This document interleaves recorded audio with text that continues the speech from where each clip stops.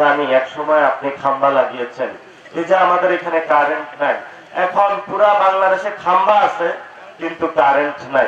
তুমি সারাদিন মাদক ব্যবসা করো, চুরি বাটপারি দুর্নীতি, মেয়েদের ধর্ষণ করো, তো তোমার এগুলা যদি, এবং তারেক রহমান সমাজের সবচেয়ে যারা খারাপ লোক তাদেরকে হলো পার্লামেন্টে নিয়ে গিয়েছেন।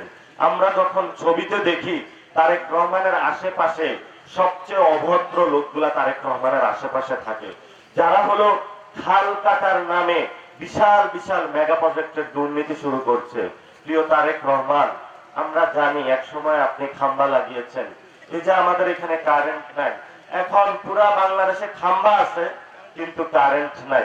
কেন নাই আমরা জানি না, আসলে জানি না একটা কারণে। আমাদের প্রথমে তারা বলেছিল বাংলাদেশে কোনো জ্বালানি সংকট নাই, পরে আমরা যখন পেট্রোল পাম্পে গেলাম দেখলাম জ্বালানি নাই, এটা আপনারাও ভুক্তভোগী ছিলেন।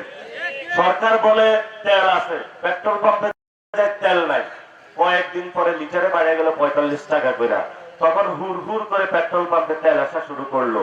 বিএনপির সিন্ডিকেট হলো এই তেলটা আটকায় রাখছিল।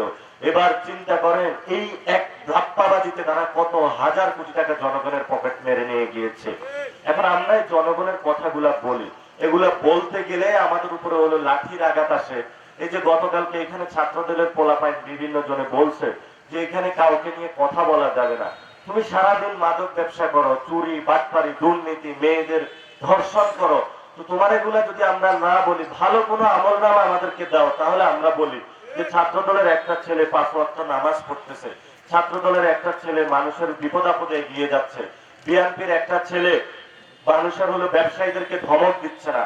তোমাদের যদি এমন ভালো জিনিস থাকতো তাহলে আমরা ভালো জিনিসগুলা বলতাম। এখন দুনিয়ার আকামের লিস্ট এত বড় করেছেন, এটা আমরা বলেই শেষ করতে পারি না, ভালো লিস্টে আমরা কখন যাব। প্রিয় ভাইয়েরা, এই তরুণ প্রজন্মের কর্মসংস্থান আগামীর প্রজন্মকে, এই বর্তমানে যারা গ্যাং সৃষ্টি হয়েছে, সালাউদ্দিন গং, ফখরুল গং, তারেক রহমানের গং থেকে বাংলাদেশের মানুষকে মুক্তির জন্য, বাংলাদেশের পুলিশের সংস্কারের জন্য, বাংলাদেশের হিন্দু ভাইদেরকে অধিকারের রক্ষার জন্য, নারীদের সংস্কারের জন্য, মিডিয়া ভাইদের সংস্কারের জন্য আমাদের নতুন একটি যাত্রা শুরু করতে হবে। সেই যাত্রায় যদি বিএনপির ভাইয়েরা যদি বাধা হয়ে দাঁড়ায় তাহলে তীব্র লড়াই হবে, কিন্তু আমরা আমাদের আবু সাঈদের রক্তের সাথে বেঈমানি করব না।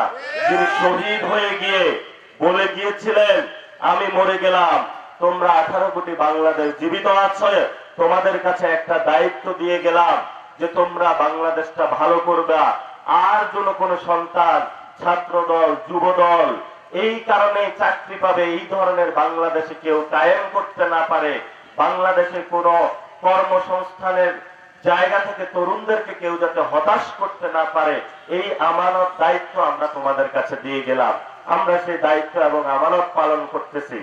শেষ কথা,